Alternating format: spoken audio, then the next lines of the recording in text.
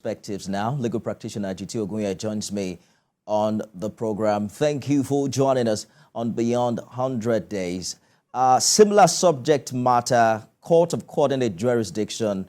But do you agree that this new order by the Federal High Court in Abuja conflicts or contradicts the one secured by the 4-member House of Assembly in Rivers State?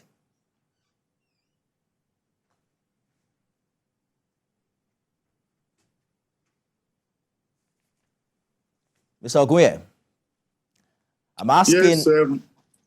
Yes, proceed, please. Oh, indeed. I was asking what you make of this new judgment stopping INEC from declaring the positions of the 27 lawmakers vacant. Does it in any way contradict the earlier judgment from the High Court in Rivers State? With profound respect, I can give you a straightforward answer, but I will not want to approach the subject like that. I rather want to treat the subject holistically. And what's the subject now? The spate of apparently conflicting orders being sought and obtained, in fact, or rumored to have been sought and obtained until better information comes out by partisans and those who are on both sides of the political divide in Rivers State as we speak regarding the crisis that had engulfed the party in power in the state and had divided government in the state with the legislative arm of government largely be on one side, while the executive branch of government is on another side. And even at that, within the executive, we've seen commissioner resigning and all that. So we're talking about a whole crisis. And so I say that generally, when politicians are fighting themselves, they usually lean on the judiciary to gain the upper hand. And in the process, they will not mind abusing court processes, encouraging courts of coordinate jurisdiction and concurrent powers to sit over their matters as they may define them and then obtain orders that will strengthen their position. So if you look at it this way, and 4 legislators have gone to court, 27 have gone to court. 4 have gone to court to seek to declare the seats of 27 vacant and so on and so forth. 4 have purportedly received the budget proposal of the state, and the governor has purportedly presented a budget before 4 legislators. This is a cocktail of illegalities and absurdities. And they just given democracy a bad name in order to further undermine it. And we're lucky here because it seems that the message of professionalism has percolated in the military. So we are not immediately bothered by subversion of the democratic process. Otherwise, it would have been a wanton invitation of subversion of the democratic process under the guise of trying to salvage a legislative house that had been demolished, following the example that was laid in Edo State, where the House of Assembly was purportedly being renovated, and the seat of legislative power had to shift to the Osadebe House, the Governor's Lodge in Edo State. I mean, these are absurdities. Indeed. And so what I would say is that the judiciary should be wary of, yes, cases will come before our courts, but my message and my advocacy have remained the same. Our courts should be wary of entertaining this matter and dishing out this. I hear you, Mr. Ogunye. Because these are political matters. Absolutely. And we're going to talk about the validity of interim orders and the impact on our polity very shortly. But I'd like to get your opinion on this. Who is backed by law to determine whether there was division or not, within the PDP to then declare a member seat vacant? if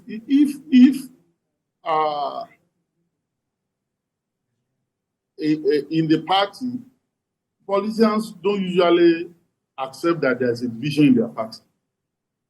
But our courts repeatedly have said that the division that will be recognized as a division to justify a defection will be a division, a national division. That's a division that will have cracked up the party, right from the center to the lowest level. So it's a broad division. It's not a division within a state as such. And whether such a division exists or not now is one of the issues that I presume that partisans are taking to court to come and ventilate. So who determines the decision? Is it the Speaker of the House, or the matter has to be taken to court for the judiciary to determine whether or not the division has occurred? What I'm saying is that politicians hardly accept that there's a division. And they usually affirm division if they want to act on the basis of that division to defect. Meanwhile, the other side may be saying there is no division. Ultimately, as it has happened in a number of cases, the court will take that matter and then decide, do they have a finding of fact whether indeed there is a division to justify a defection. But what is playing out now is that it doesn't lie in the mouth of 4 persons to say that 27 persons have defected their seat. Because it's a legislative declaration. Can 4 persons declare that 27 have defected and so declare their seat vacant? So these are issues that I am saying that these are absurdities. And that's why, initially it appeared I wasn't willing to even answer the question of who is right or who is wrong and all that. I'm just saying that this has been a general practice. Don't forget, in that state, one election ago, and 2019, or 2 elections ago, 2019 election, a party was totally disallowed by the judiciary from contesting election in that state. That was absurd. This kind of thing that is so prevalent in Rivers State now has been used and used and used over time. And I'm not happy about that. Because the judiciary, wittingly or wittingly, would then appear to be a party to the crisis. So the judiciary has to be circumspect when handling or accepting matters like this, so that within a short period of time, you then have rival orders, conflicting orders flying about. And then people keep wondering what is going on. Talking about That's the point I'm making. Talking about the judiciary, Mr. Ogunye, some judges say the law with respect to interim injunction constitutes one of the most difficult sections of our law, particularly when you see how conflicting ex parte orders have, somehow, in a way, ridiculed the Nigerian judiciary. It would seem that politicians can now, get these orders to suit their intentions per time. What's your thoughts on this? Time and time again, the Supreme Court and the NJC have warned about reckless issuance of ex parte orders. And so I know that many of our judges nowadays are very reluctant to give or grant ex parte orders of injunction. And that's even causing a lot of trouble in the legal profession, because sometimes these ex parte orders are warranted. A house is demolished by a government authority. People want to run to court to get an ex parte order of injunction, and then because of the new disposition or new regime of admonition by the apex court and the NJC, so judges are reluctant to grant ex parte orders. So when you therefore see in political cases ex parte orders being granted by judges, you can't but wonder whether this is not the same ex parte order of injunction that the apex court and the judiciary, the NJC, have repeatedly warned lower court, admonished them not to grant as a matter of course. Yes, I agree that has become very worrisome, not only now but before now, particularly when they are conflicting. And so it's still boils down to the same point I made earlier, that too often judiciary just, when there's a political crisis, judiciary comes and then we have a problem and all that. If you ask me, I will tell you that what is happening in Rivers State is still not a matter for the judiciary to whatever. A political crisis are broken out.